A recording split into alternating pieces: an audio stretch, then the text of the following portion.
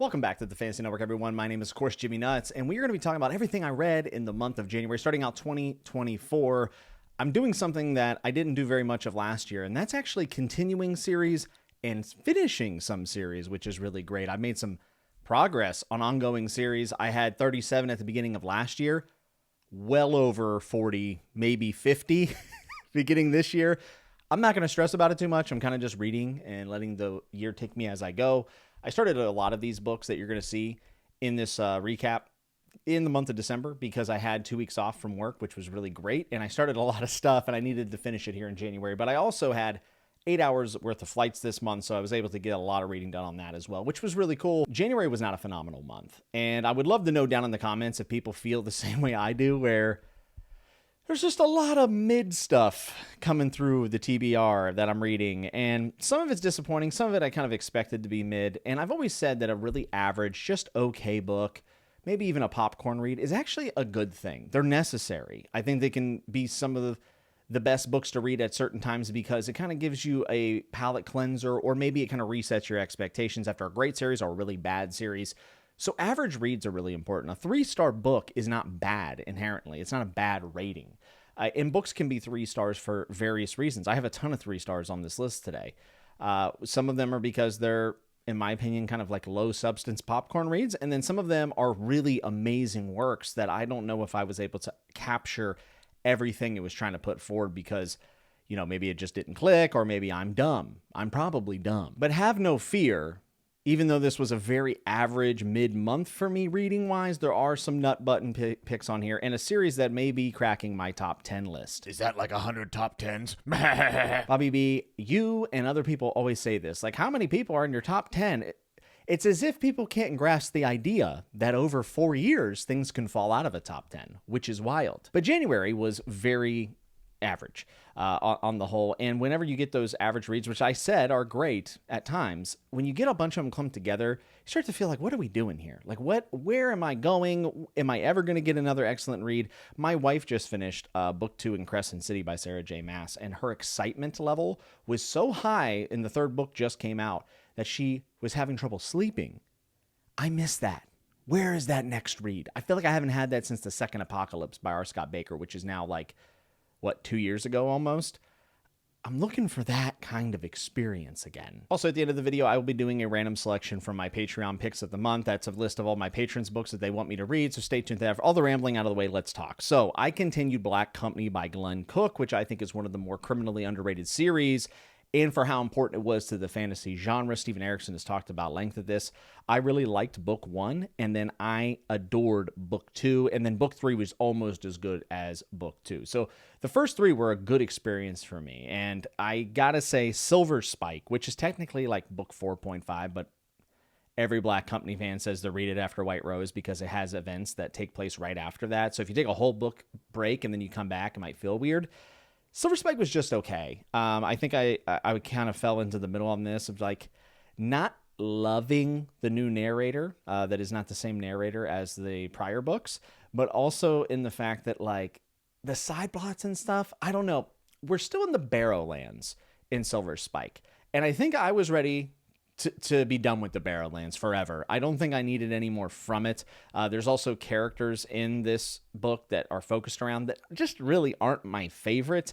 And it has the same issue that the other books kind of had for me, but more accentuated, which is a bit of a low-dragging middle. I think Glen Cook starts books and ends books extremely well, but I have struggled in the middle of his books before, more so in Silver Spike than any of the others. So for me, Silver Spike was just okay. I'm clearly going to continue the series, but it has fallen down a little bit in my priority list. I need to read Shadow Games next, but it's not something I'm going to be rushing to get to after Silver Spike was a bit of a disappointment, to be completely honest. But a series that I not only continued, but finished in the month of January, I had really started at the end of December, is Book of the New Sun by Gene Wolfe. And this is the series that I said could be cracking that top 10 list because, man, I think Gene Wolfe is, one, extremely smart. He also invented the Pringle, if you didn't know that, which is a wild achievement and a weird fact to have. Honestly, I didn't expect that. The dude was writing this absurd story while inventing Pringles. And what have I done with my life? Book of the New Sun was awesome. I thought book 3 was the best sort of Lichter from page to page, but it's really hard not to put a lot of weight on that last book because of the reveals where, Wolfe is actually giving us some of the answers. Not all of them, and a lot more questions, but just some mind-blowing events in the final book. I love this series. I didn't love every single aspect of it. I wasn't the biggest fan of the plays. Some of the contained story chapters, actually very reminiscent of Name of the Wind, where there'd be a break in the narrative to tell an in-world story. Those didn't always land with me, but when I think about the story, I don't really think about that stuff. I think about the journey that I went on with Severian and in this dying Earth. And being someone that loves the dying Earth setting, it's my favorite setting, in fact. I don't know if anyone's ever done it as well as Wolfe, for me, that I've read, and I have a lot to go, like Niftaleen, Ada Palmer's series, To Like the Lightning, all that stuff. But I just really found myself loving the journey with Severian. And whenever there were breaks in the narrative to do these little side things, I always just needed to get through it to get to the journey. And I think back to how people talk about Lord of the Rings, and this is a very strange thing. I do know he was a huge fan of Lord of the Rings and said he would only read it a chapter a day. And some people have said that maybe that informed the way he wrote Book of the New Sun. But even though Severian is a dastardly character, and at times I found myself wanting to scream at him while I was reading Book of the New Sun, I just really enjoyed the journey. And it's that awe of leaving the Shire and going to Mount Doom and all these things. For me, it was watching Severian kind of unravel his thoughts about the world, being raised as a torturer and then reforming that. And then, can there be redemption? Can you improve? How much is forgivable? I mean, there's a ton of stuff about this series. And to say that I could get it all in a first read would be lying to you. I didn't understand all of it, but it's one I will reread. It's one that I loved, and I'm so happy I read it. I will be continuing with Earth of the New Sun as soon as I can, and then I will read Long Sun and Short Sun, and then hopefully read other stuff by him as well. I just think he's a fantastic author, and you can see his inspiration not only just on people who is obvious, like Christopher Rocchio, but even in some of my other favorite authors, like George R. R. Martin. There's a clear inspiration, and George R. R. Martin has went on time and time again about how it's ridiculous that he never won the Hugo and he didn't win other awards. He is the guy for all intents and purposes. So large amount of respect for the series, and I loved it. Both books, Sword of the Lichter and Citadel of the Artark. I might be messing up the fourth book name. I don't have it in front of me. Yeah, Citadel of the Artark. Sorry, I always mess up the fourth book. I loved them. Book 3 is my favorite. I'll read it again. Definitely recommend. If you're looking for a challenge, it's going to be I don't think this would be published today. I think for a lot of people, this is going to be, they're going to think it's garbage, and that's fine. I didn't think so. I loved it. The next two books are literary fiction, contemporary fiction, whatever you want to call it. One is extremely popular. The other one is not so popular, and I'm going to lump them together, and that's Beartown by Frederik Backman and then Ohio by Stephen Markeley. Both of these are very much about small town dynamics, where Beartown is not set in the United States, but kind of centers around a hockey team and the influence that sports can have, not just for the livelihood of the town, but the self-worth of the citizens, and then how that can lead to a lot of messed up situations. That is all center to the story in Beartown. Ohio is also about a small town. However, it is in, you guessed it, Ohio, and it's more of a reconvergence. Everyone's returning to this town after many, many years, and a lot of small town trauma that can happen is kind of dug up, and we get answers, because Ohio is interesting because it's told from different perspectives at different times with flashbacks and everything. So what some people might interpret as an event happened one way, we find out from another person it was completely different. So there's a little bit of that unreliable narrator, or just scoped perspective, the psychic distance. And Ohio continued to surprise me all the way through. And I think if you're a big fan of Stephen King, that town building he does, like in Salem's Lot, where he just makes the town, or 11/22/60, any of Stephen King's books where he creates the town and then he throws in those supernatural elements. If you're more of a fan of the human elements of Stephen King, I think that Stephen Markley's Ohio could be a really great book for you. It tackles homophobia. And I have to say, there's a trigger warning for basically everything in Ohio. It is extraordinarily grim. Very, very grim. But as someone who grew up in Appalachian areas, it's true. And it's really rough to read, and it's hard to get through. However, I did think there was a little bit of almost like an obsession over the odd exploration of like sexuality in Ohio. Not that it was necessarily a bad thing, but at times I wondered if maybe we could explore, homosexual relationships or tackling homophobia without that portion of it, and maybe do something else. But, whenever you're a teenager, which a lot of the story flashes back to, you are awkward. And that is the time where you're trying to figure things out. So it's not surprising that it's kind of focused on, but it's sometimes I was like, I don't know how much more of this we need. That was really my only complaint about the book. And it's a very small one, because outside of that, I think it's excellent. I think it's fantastic. It tackles, the Great Recession. It also tackles 9/11, Iraq War, a lot of this. So my age being affected by that while I was in school, I think that that's one of the reasons why it actually really spoke to me. There's like a 50 Cent poster on the wall in one of the scenes. Thought that was kind of cool. So for me personally, I had a lot of attachment to the story, but I do think Markeley is a pretty fantastic writer, honestly. And he has another, I think it's like a climate change apocalyptic book I definitely want to check out, but it's like 900 pages, so I don't know when that would happen. Getting back to Beartown. Beartown's way more well-known, has an HBO limited series, and Beartown I thought was awesome. I loved it. I really don't have much of a complaint other than, it's a very slow start. You could probably say that the first 50 to 80 pages is all set up, maybe even 100 pages, and this is like a 400-page book. My wife ended up listening to the audiobook with me whenever we were heading back for Christmas back home to West Virginia, and she missed the first 100 pages. I gave her about a 2-minute recap, and she listened to the rest of the story, loved it, and was like, wow, I understood that story very well without the first 100 pages. And I was like, yeah, you didn't have to slog through the first 100. I don't necessarily mind a slow start, but some other readers might. So both Beartown and Ohio are going to get the nut button. I think I liked Ohio just a bit more than Beartown, but Ohio is going to be one of those books that is going to be very disturbing for a lot of audience members. So be forewarned. There's a lot of messed up stuff in there. But Beartown's no picnic either. It is also extraordinarily grim with a lot of very hateable characters. But I loved getting this small town drama. I will say, and I'm sorry to ramble on, but I will say I am a little burnt out now on the small town drama, and I think I'm going to avoid it for the coming months, not because I don't like it, but because I've read so much of it recently. I feel like I need to kind of dial back from it a bit. But either way, definitely check out these two books if it sounds interesting to you. Okay, now we're going to get into some other books that I was a bit mixed on. The first I'm going to talk about is The Wind-Up Bird Chronicle by Murakami. This is a book that I've been wanting to read for a long time, or really an author I've been wanting to read for a long time, and this was the Patreon pick of the month for January. This is a book that has so much of it that I really loved, and then it's also a book that lost me at times. And there's also just some stuff that didn't click with me. A lot of it has to do with the things that you'll hear about Murakami a lot of the times, which is that his female characters tend to be not the best, and he has a lot to say about sex and sexual things, and that is a valid thing to explore as a writer and trying to pull out human elements from it. I don't think Murakami is someone that I click with necessarily in that regard. I don't think his focuses in those situations at all speak to me and to my experience as a human. The one thing that Murakami does so stinking well is that he gets the monotony of everyday life, and for some reason, I absolutely love it. He has this main character. I should also say, this is about a man that loses his cat, and it has a kind of a rocky marriage, and he has a polar opposite in the story that he hates that seems to be working against him.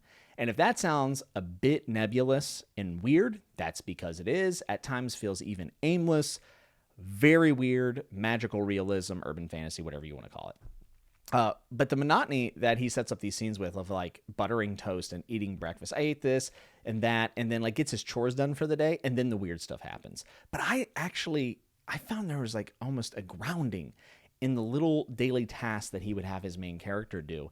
And then once you felt like all the chores were out of the way, you're like, okay, now the weird stuff's going to happen. And then it would happen, in fact.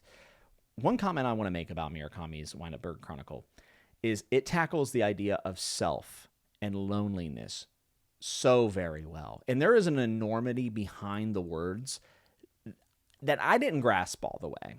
And in some ways, I felt like this book did defeat me because I wasn't able to connect with it on that deeper level. And there's a lot more to get out of it. I think that he is going for like a tour de force. Like he is trying to cover so many things. He talks about World War II Japanese history and how it has affected the generations following and that they can't escape that. And how do you separate that from yourself? There's a lot of really heavy stuff in here. It has one of the darkest war scenes I've ever read. I mean, truly skin-crawling, disturbing stuff, while also having some of the more lighthearted moments of chasing a cat and trying to find a missing cat. This is a bizarre book that it's almost impossible to put my finger on. I ended up getting into the middle of it because it did kind of lose me a bit towards the end, and I also struggled with some of the sexual stuff. Not because sex is included, but just the way he talked about it.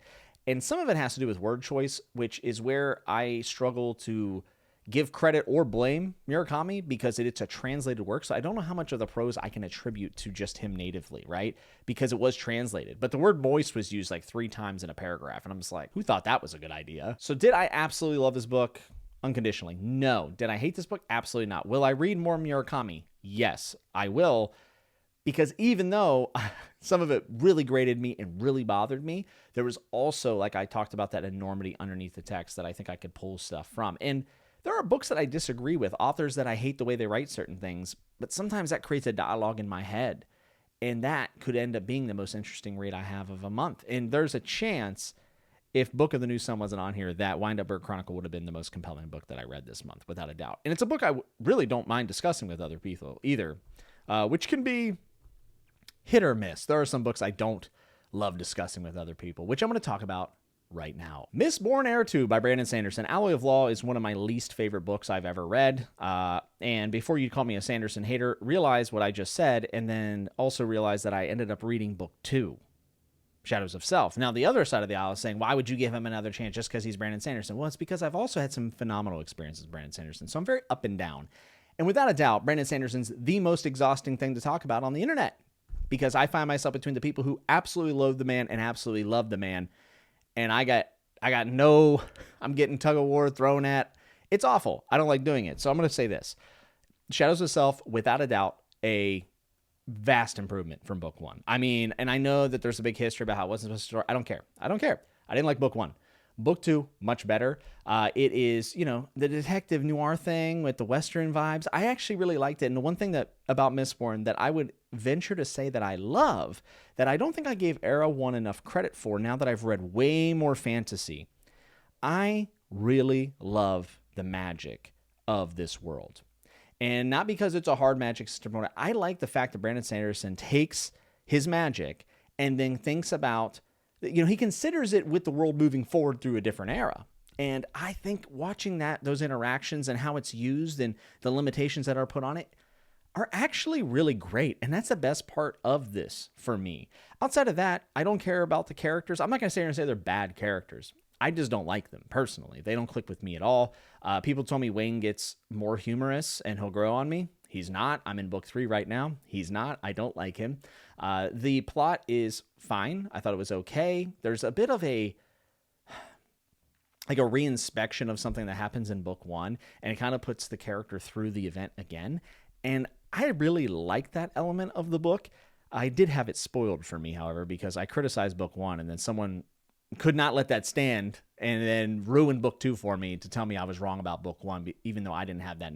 It's very frustrating talking about Sanderson on the internet. Anyways, I thought that was interesting, and I like what Sanderson was doing. But then when I thought about it thematically, I'm like, I'm really not sure what this really matters all that much, which is fine. It doesn't have to. I think this is a good popcorn read. It's a solid average kind of fantasy thing with an exceptional consideration for the magic in the world. Outside of that, everything was just okay. It was all right. It's a very fast book, very easy to read. And after finishing Book of the New Sun, I needed something that I could just, popcorn read. And this was it. So it was okay. Certainly not getting the nut button. And I fear that 90% of the comments on this video will be about Mistborn. And I don't want to. This is just one of those things, other than talking to my buddy Christian from Lost in Discovery, I don't enjoy really discussing Sanderson that much. And the last book I'm going to talk about is a book I actually finished in February, but I'm going to wrap it up because I'm going to read the third book, which this is another series that I'm continuing, just like Mistborn, which is Tyranny of Faith, Empire of the Wolf, book number 2 by Richard Swann. I thought Justice of Kings was a good debut with a lot of promise, like a good 4-star read, and I was very excited for book 2. I found book 2, I would be curious if Richard Swann wrote book 2 with less time, because there were times where I kind of felt that was the case.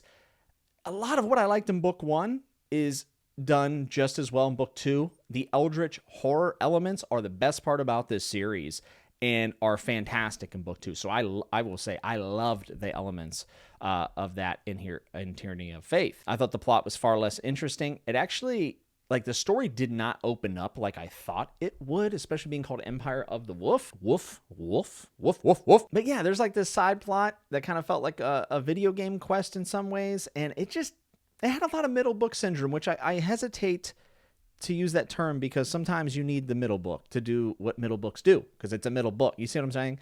However, this is one of those times where it really didn't do much for me, and I found myself wanting to be done with the book at like 300 pages in. The ending was really good. I think the ending was damn near excellent, but the middle just lost me. And also, I am not so sure about some of what felt kind of like a ham-fisted relationship type thing in this book. Just didn't really work for me that much. And I have found that Helena being the first person narrator just isn't all that compelling. I don't think she's a bad character. I actually think Von Volt, the deconstruction of him through Helena's eyes, is the whole point of the series, and it's excellent. But I don't know. I read Book of the New Sun that takes the first person perspective and flexes it to its maximum potential, in my opinion. And then I am reading this in a first-person chronicling tale, and it just feels like I'm being told back a story, which is a perfectly valid thing, but it doesn't feel exceptional in any way. So, I don't know. The eldritch horror stuff I really loved. The world itself feels very adjacent to our world. I know a lot of people talk about the Roman or Byzantine influences on this. I'll be honest, I don't give a shit about any of that at all. Doesn't get any bonus points with me. I don't know anything about that stuff. I'm dumb. Just as a fantasy world, I think it's pretty vanilla, fairly gray. The eldritch horror stuff puts a good spin on it, and I like that stuff. But overall, it's not something I ever get captivated in. I'm never immersed in the story. And if I sound super negative, I don't mean to be. It's just that I was really expecting this to go to like a different type of place and really excel, and it just simply didn't. Will I read book 3 that's coming out this month, February? Yes, I am.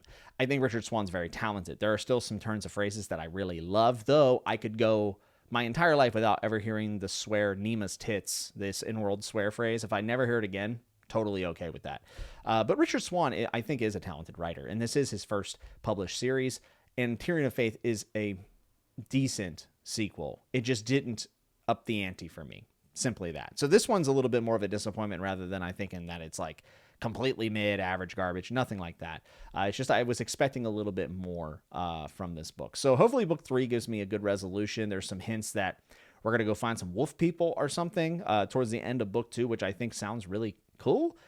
And I'm wondering how this empire will fall. And that's not really a spoiler because it's kind of like right at the beginning of the series that the empire is, the decline before the fall, all that stuff. So Tyranny of Faith, not going to get the nut button. It's an okay book. I'm fearing that The Empire of the Wolf is going to be another fantasy trilogy that I finish and then never, unfortunately, think about again. But maybe I'll be wrong. It is time for the February Patreon pick of the month, a random book selected by either my Night's Watch or Kingsguard members. I want to thank everyone for all their support. And let's see what I got. I hope it's something good. I need something that I'm going to love. I need a book that I'm just going to get enthralled. Come on, let's go. Let's see what we got.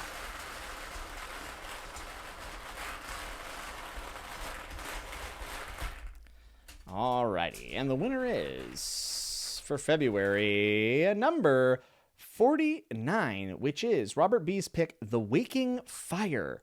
Is this Anthony Ryan? I gotta look it up on my phone. Let's take a look.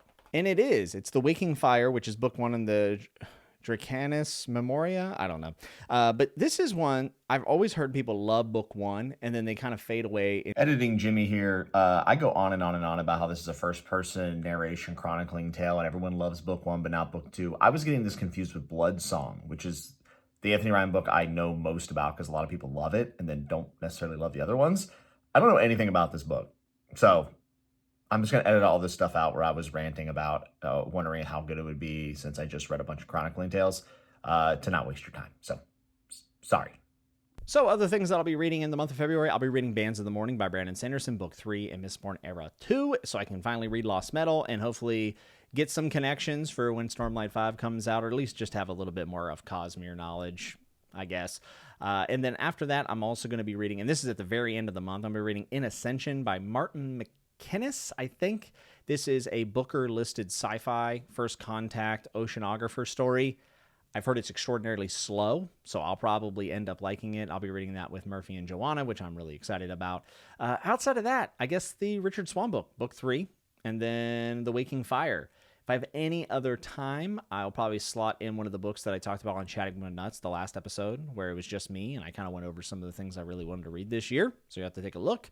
Cloud Atlas by David Mitchell is one that I got to fit in, hopefully relatively soon. But that's what I'm going to be reading in February loosely, and I would love to hear what you're going to read in February. What'd you read in January? Let me know down below. Thank you so much for checking out this video. If you liked it, you can hit like. If you dislike it, you can hit dislike. If you loved it, think about subscribing. There is a Patreon in the description. It's optional, but always appreciated. And until I see you next time, be good, be safe, and remember to always keep turning the page.